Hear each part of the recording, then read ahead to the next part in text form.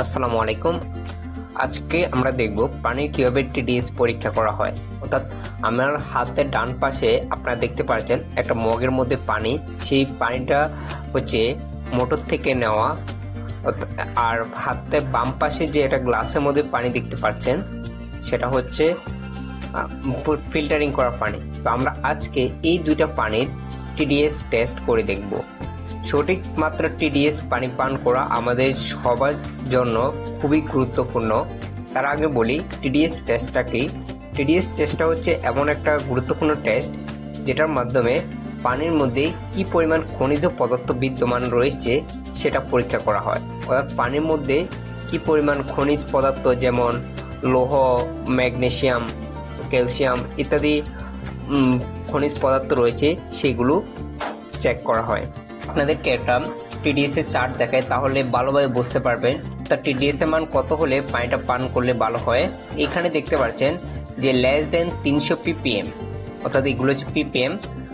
300 বা 300 কম হলে সে পানিটা খুবই ভালো, যে খাওয়ার জন্য খুবই উপযোগী। সেটার মধ্যে সঠিক পরিমাণে খনিজ পদার্থ রয়েছে যেটা আমাদের শরীরের জন্য, স্বাস্থ্যের জন্য খুবই গুরুত্বপূর্ণ, এবং এই পানিটা পান করলে আমাদের স্বাস্থ্যের জন্য খুবই উপকারী।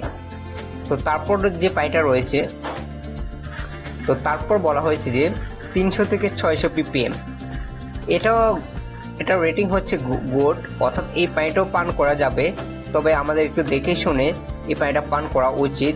তারপর যে পানিটা রয়েছে যে 600 থেকে 1200 বা 1200-র উপরে, এই পানিগুলো আমাদের স্বাস্থ্যের জন্য উপযোগী নয়, অর্থাৎ এই পানিগুলো আমাদের সুস্বাস্থ্যের জন্য উপযোগী নয়। তো আশা করি বুঝতে পেরেছেন যে কি পরিমাণ ppm থাকলে পানিগুলো পান করা উচিত। তো আমি এখন আপনাদেরকে প্র্যাকটিক্যালি এই পানিগুলো ppm পরীক্ষা করে দেখাবো। প্রথমে আপনারা টিডিএস মিটার বক্সটা ওপেন করবেন, তাহলে টিডিএস মিটারটা পেয়ে যাবেন। এটা একটা ডিজিটাল টিডিএস মিটার। এটার মধ্যে যে পাওয়ার বাটনটা আছে, এই বাটনটা যখন আপনারা প্রেস করবেন তখন এই টিডিএস মিটারটা ওপেন হবে। সো এইরকম টিডিএস মিটার আপনি বাজারে পাবেন পানি টেস্ট করব। তো নিচ থেকে যে ক্যাপটা আছে মিটারের, সেই ক্যাপটা আগে আপনারা খুলে নেবেন। তারপর প্রথমে আমরা ডান পাশে যে আমাদের মগের পানিটা, যেটা আমরা মোটর থেকে নিয়েছি, সেই পানিটা পরীক্ষা করব। তো আমরা চার্টের মধ্যে কি দেখেছিলাম, অন্তত পক্ষে 600 নিচে, 300 নিচে হলে খুবই ভালো, এবং 600 নিচে হলেও খাওয়া যায়। কিন্তু এখানে আমরা দেখতে পাচ্ছি যে 1104 ppm, যেটা আমাদের সুস্বাস্থ্যের জন্য উপযোগী নয়। তো আমি যে আবার আপনাদেরকে দেখা মিটারটা আবার উপরে নিলাম, 0 হলো, আবার যদি আমি পানির মধ্যে দেই তাহলে কি আসলো 1103, অর্থাৎ 5-10 এদিক সেদিক হবে, কিন্তু দেখতে পাচ্ছেন যে 1104।